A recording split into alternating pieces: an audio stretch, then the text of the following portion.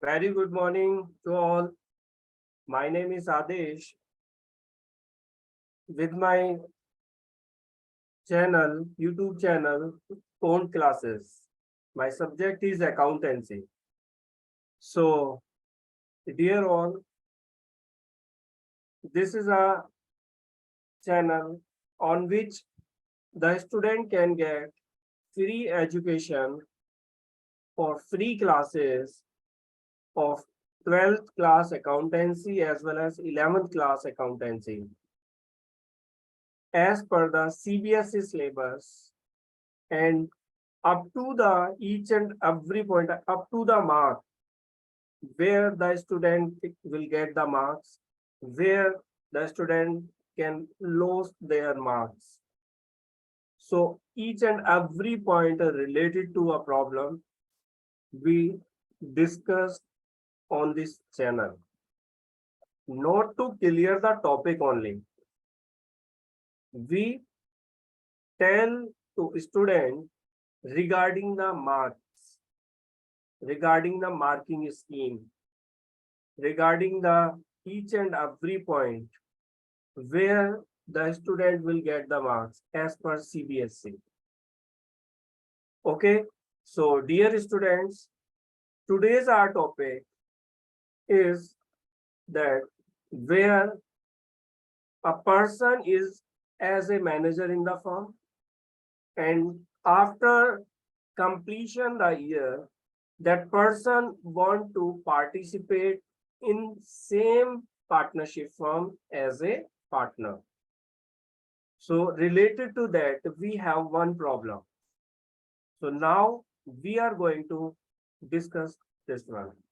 So for that, I'm requesting you all, please like, share, subscribe and comment on my videos as per your understanding, आपको कैसा समझ में आता है इसके अंदर, उसके रिगार्डिंग आप उसको लाइक कीजिए, कमेंट कीजिए, शेयर कीजिए. Share, the reason is that it means more and more student can get the free education. Okay, so I'm requesting you all, please subscribe and share as much as possible.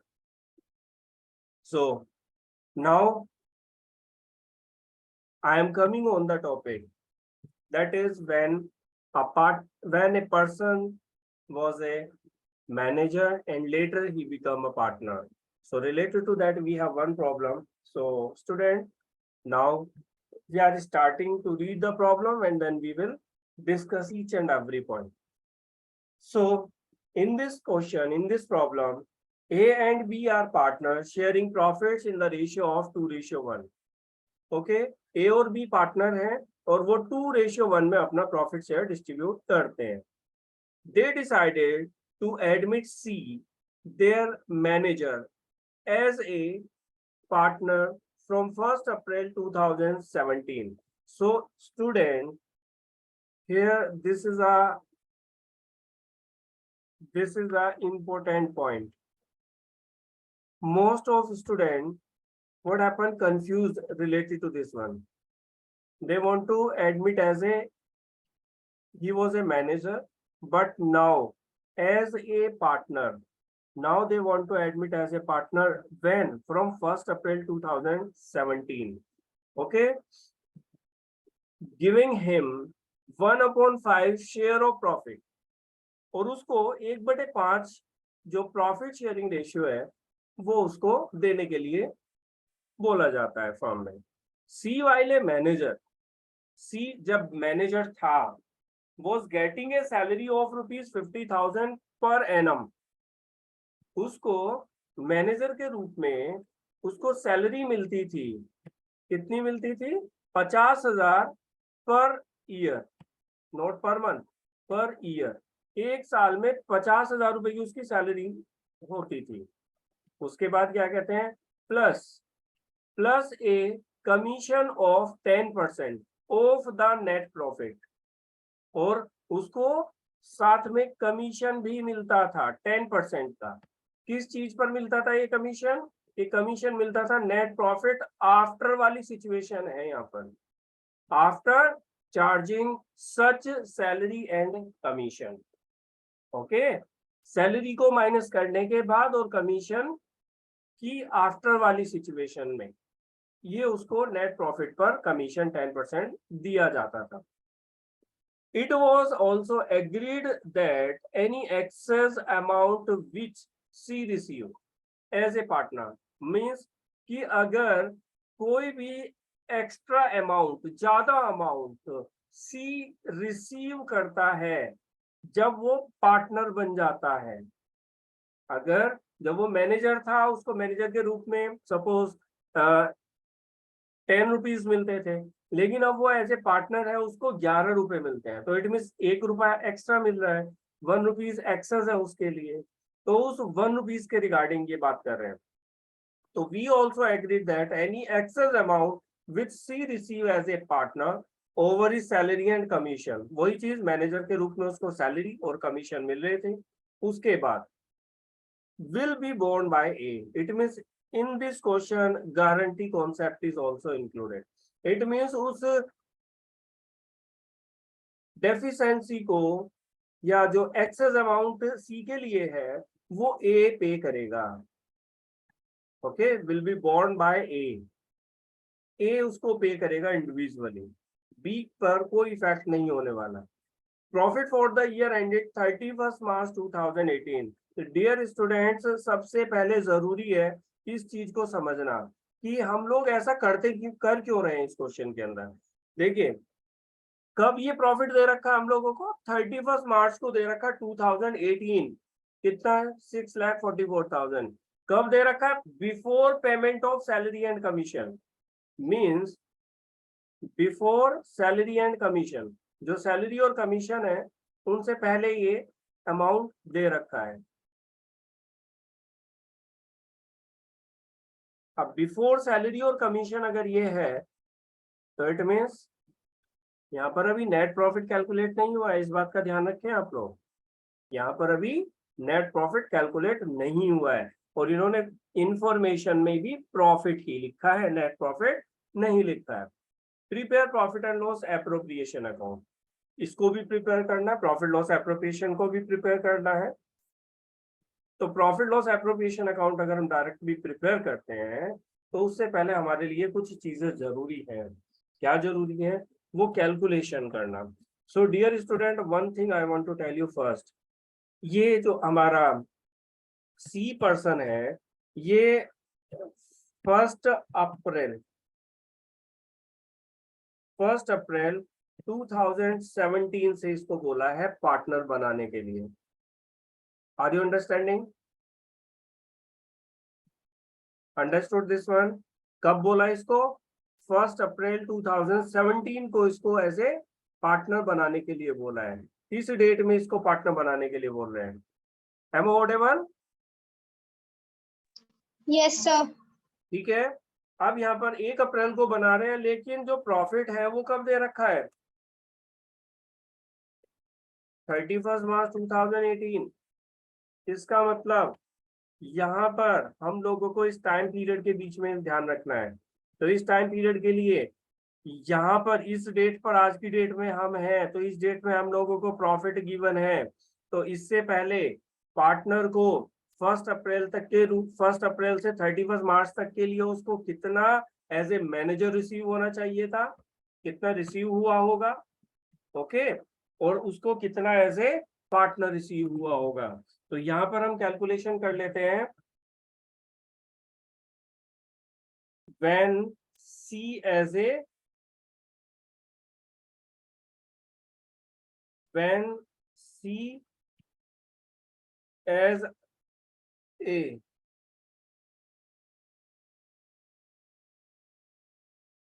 a manager, okay, और when a partner, जब ये manager है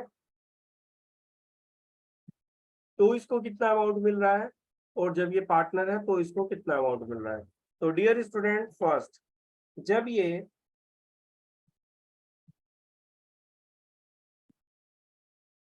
जब ये यहाँ पर as a manager है तो इसको क्या मिल रहा है, एक तो सैलरी मिल रही है इसको, कितना अमाउंट सैलरी का है, 50,000 रुपीज। ओके, पार्टनर के रूप में इसको कोई सैलरी नहीं मिल रही है, इसको कुछ अमाउंट सैलरी का नहीं मिल रहा है। नेक्स्ट, दूसरा, इसको कमीशन मिल रहा है। कमीशन कितना मिल रहा है जी इसको, कमीशन कह रहे हैं कि इसको जो प्रॉफिट है, नेट प्रॉफिट में से सैलरी और कमीशन माइनस करने के बाद, तो डियर स्टूडेंट हम लोगों को कमीशन कैलकुलेट करना है। तो कमीशन कैलकुलेट करने के लिए क्या करना होगा हम लोगों को, सीज कमीशन। बेटा ये क्लियर आ रहा है समझ में, क्लियर आ रहा है समझ में? सी के कमीशन पर जाने के लिए एज ए मैनेजर है अगर, तो इट मीन्स ये प्रॉफिट कब दे रखा है, ये प्रॉफिट कब दे रखा है, 31 मार्च 2044 को, इस लास्ट वाली डेट को दे रखा है। और ये कब दे रखा है, before payment of salary and commission. तो 6,44,000 का जो अमाउंट है, इसमें से हम लोगों को सैलरी भी माइनस करनी है, जो कितनी है, 50,000 रुपीज है। और उसके बाद इस पे कौन सा टर्म अप्लाई करना है, आफ्टर चार्जिंग सच कमीशन। तो अब हमारे पास ये आफ्टर सैलरी हो गया, तो आफ्टर चार्जिंग सच कमीशन वाली सिचुएशन में क्या होता है, परसेंटेज अपॉन 100+%। कमीशन में जो आफ्टर वाली सिचुएशन है, जो आफ्टर वाली सिचुएशन है, इस पॉइंट पर ध्यान दें।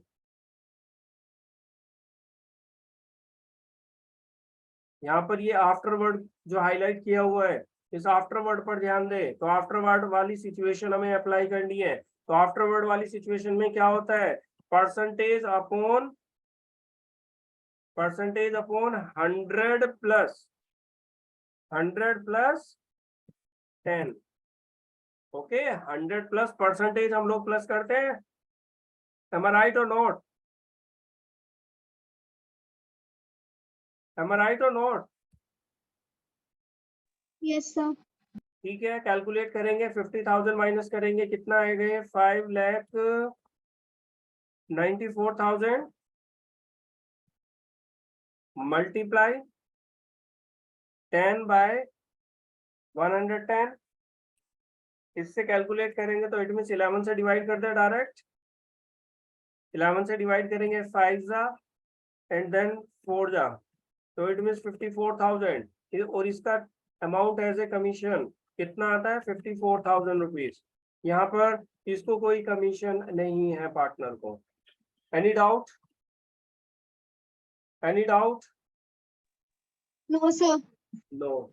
ओके, तो अब यहाँ पर इसको कितना टोटल अमाउंट मिल रहा है, द क्वेश्चन इज, इसको टोटल कितना अमाउंट मिल रहा है जब वो एज ए मैनेजर है, कितना मिलेगा बच्चे, आई थिंक 1,04,000 रुपीज,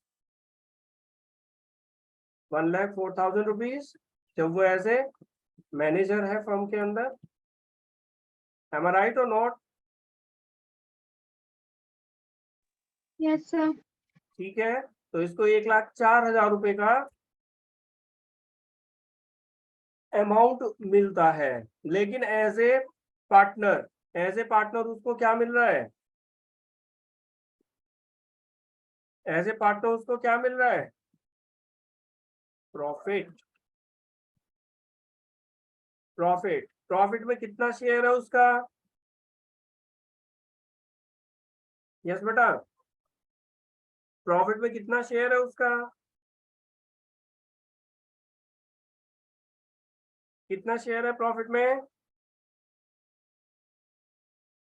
1/5। और प्रॉफिट कितना हुआ है, 6,44,000। तो इट मीन जब वो मैनेजर से पार्टनर बन जाता है तो इट मीन मैनेजर के रूप में उसको ये अमाउंट नहीं मिलेगा। इट मीन इस प्रॉफिट से ये वाला अमाउंट तो माइनस नहीं होने वाला है, तो डायरेक्टली उसको कितना, जो जो 6,44,000 अमाउंट है, इसका ही 1/5 अमाउंट उसको मिलना चाहिए। Am I right or not?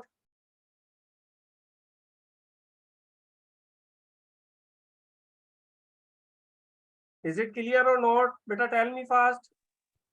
Yes, sir. क्योंकि अगर वो एज ए मैनेजर अब नहीं रहा है तो उसको तो डायरेक्ट इस प्रॉफिट में से मिल जाना चाहिए। रेशियो उसका 1/5 और 1/5 के अकॉर्डिंग कितना अमाउंट आता है?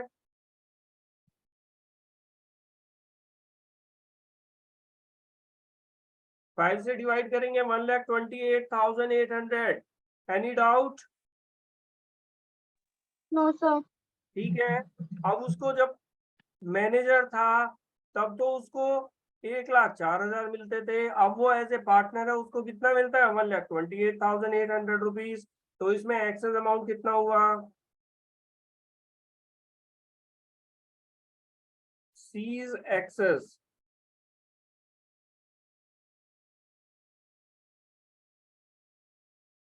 Seize excess as a partner.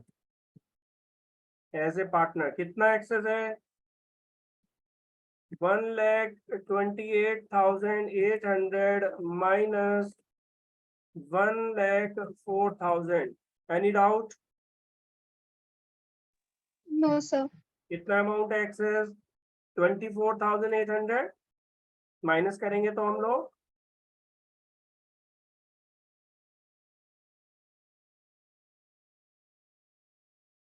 बेटा अंडरस्टूड? Yes, sir. तो ये वाला अमाउंट कौन पे करेगा? ए। Okay, who will pay? A will pay. So now we are going to prepare the profit and loss appropriation account. So this is the format of profit and loss appropriation account.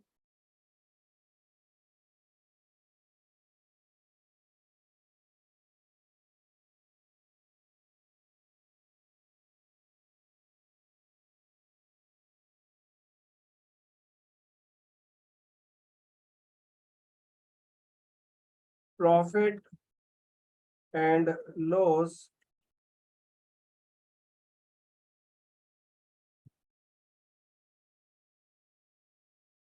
Profit and loss appropriation account. सबसे पहले particulars and then amount, again particulars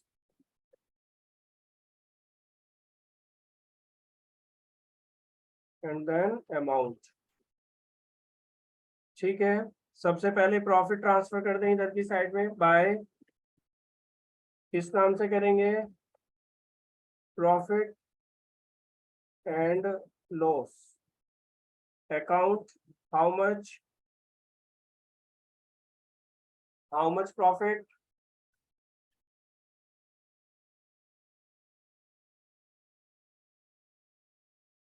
how much profit will be there?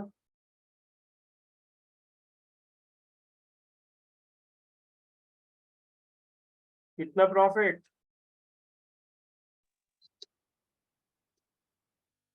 1,28,800.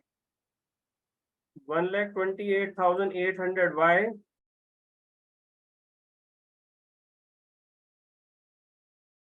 ये तो केवल सी का profit हुआ ना बच्चे। 1,28,800 तो सी का प्रॉफिट हुआ। फर्म का प्रॉफिट तो 6,44,000 है।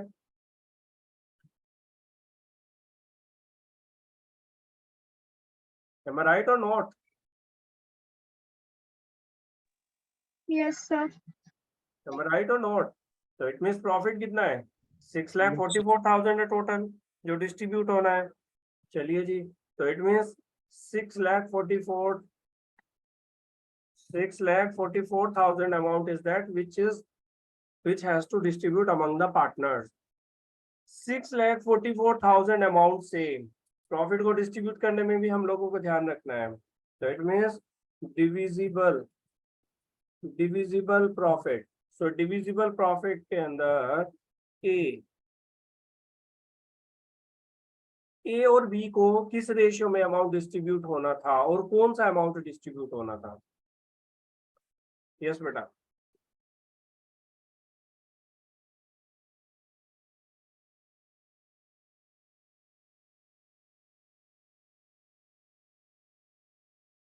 यस बेटा, tell me fast.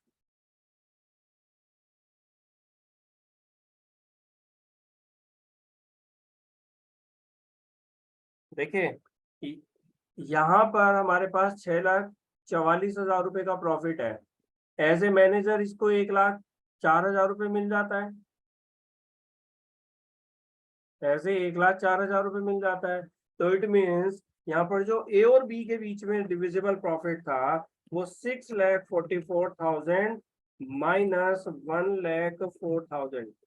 Any doubt बेटा? एनी डाउट है बेटा? कोई डाउट है? No sir. नहीं सर। नो। ठीक है, तो 1,04,000 माइनस करने के बाद कितना आता है इनका divisible profit? 5,40,000 if I am not wrong. Okay, and 5,40,000 rupees ये किस रेशियो में डिस्ट्रीब्यूट होने चाहिए थे पार्टनर्स को? 5,40,000, क्योंकि बी तो कहेगा कि भाई मेरा तो कोई लेन देन नहीं है, मैं तो इस 6,44,000 रुपए के प्रॉफिट को बांटना पसंद करूंगा। लेकिन ए कहेगा क्यों ज्यादा प्रॉफिट क्यों बांटेंगे? जब सी एडमिट हो रहा है एज ए पार्टनर, जो भी उसका एक्सेस अमाउंट है मैं पे करूंगा, तो it means as a manager उसका अमाउंट माइनस कर लेंगे, उसके बाद जो प्रॉफिट बचेगा उसमें रेशियो बांटेंगे वो। आर यू गेटिंग और नॉट? आर यू गेटिंग और नॉट? अगर ये 6,44,000 को डायरेक्ट डिस्ट्रीब्यूट करते हैं तो उस सिचुएशन में ए को प्रॉफिट हो जाएगा, ए को बी को प्रॉफिट होगा, ए को लॉस हो जाएगा। मींस बी को ज्यादा अमाउंट मिलेगा, ए को कम मिलेगा। लेकिन जब वो मैनेजर के रूप में है सी, तो उसका अमाउंट माइनस करने के बाद इस प्रॉफिट से नेट प्रॉफिट कैलकुलेट होगा हमारा। नेट प्रॉफिट कैलकुलेट होगा। आर यू गेटिंग और नॉट?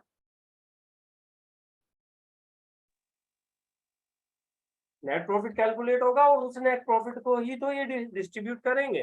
तो किस रेशियो में करेंगे? जिस रेशियो में ए और बी का रेशियो दिया है 2:1, तो इट मीन्स इसके लिए होगा 2/3। 2/3 होगा, कितना अमाउंट होगा ए के लिए? जल्दी से बताइए, जल्दी से बताइए बेटा। तब तक मैं बी के लिए लिख देता हूँ 5,40,000 मल्टीप्लाई 1/3। ओके, इसके लिए 3 से डिवाइड करते हैं, 3 1 जा। सर ए का आएगा 3,60,000। किसके लिए? ए का 3,60,000। 3,60,000 और बी के लिए 1,80,000। 1,80,000। ठीक है जी, इतना अमाउंट इनके पास आ रहा है। अब इसके बाद क्या है? सी जब एज ए पार्टनर आता है तो सी को अब अमाउंट क्या मिलेगा? सी को अमाउंट मिलेगा उसका 1,04,000 और प्लस क्या होगा इसका? प्लस क्या होगा? जो इसका एक्सेस अमाउंट है, क्योंकि पार्टनर के रूप में उसको कितना मिल रहा है? 1,28,800। 1,28,800। मैनेजर के रूप में उसको 1,04 था और बाकी का प्रॉफिट के रूप में 24,800 रुपए। ये 24,800 रुपए मैं अलग से क्यों लिख रहा हूँ? क्योंकि ये 24,800 रुपए कौन देगा? कौन देगा ये 24,800? ए पे करेगा। तो ए के यहाँ से माइनस कर लेंगे 24,800 रुपए। बेटा कोई डाउट है तो जल्दी बताएं आप लोग, इसके बाद फाइनल अमाउंट बस लिखना बाकी रहता है हमारा। No sir. क्योंकि कैलकुलेशन बड़ी अटपटी सी है, लेकिन अगर हम लोगों ने सही तरीके से इसको समझ लिया तो फिर कोई प्रॉब्लम नहीं आने वाली है। तो ए के लिए कितना अमाउंट हो जाएगा बच्चों, जल्दी माइनस करके बताइए। I think 200। तब तक मैं बी के लिए लिख देता हूँ। बी के लिए तो हमारा डायरेक्ट 1,80,000 ही आने वाला है। इसके लिए भी, सी के लिए भी हमारा कैलकुलेट हो जाता है, उसका भी 1,28,800। इसके लिए कैलकुलेट करना है बस, ए के लिए माइनस करेंगे तो यहाँ पर हमारा 9,5 होगा। 5 के पास में हमारा 5 - 2 3 होगा, और इसके बाद हमारा आ जाएगा 3। ओके बेटा, ओके। ये कैलकुलेशन होने वाली है, बस यहाँ पर डिस्ट्रीब्यूट कर देंगे to profit transfer to partners capital account. कोई इंफॉर्मेशन नहीं है तो इसमें इट मीन्स कैपिटल अकाउंट में ही ट्रांसफर कर देंगे हम लोग। ओके, किस किस को करेंगे, किस किस को करेंगे, जो जो पार्टनर वहां पर हैं। कौन कौन है पार्टनर भाई, एक तो एज कैपिटल होगा, A capital and दूसरा B's capital. एज कैपिटल में कितना अमाउंट आने वाला है, 3,35,200। दूसरा कौन है, बी, बीज कैपिटल, बीज कैपिटल में 1,80,000। And seize capital, seize capital में कितना अमाउंट होगा, 1,28,800। इनका टोटल इधर लिख देंगे हम लोग। बेटा समझ में आया क्वेश्चन, था कुछ क्वेश्चन के अंदर, बहुत कुछ था सीखने के लिए। ठीक है, टोटल करके इधर लिख देंगे हम लोग।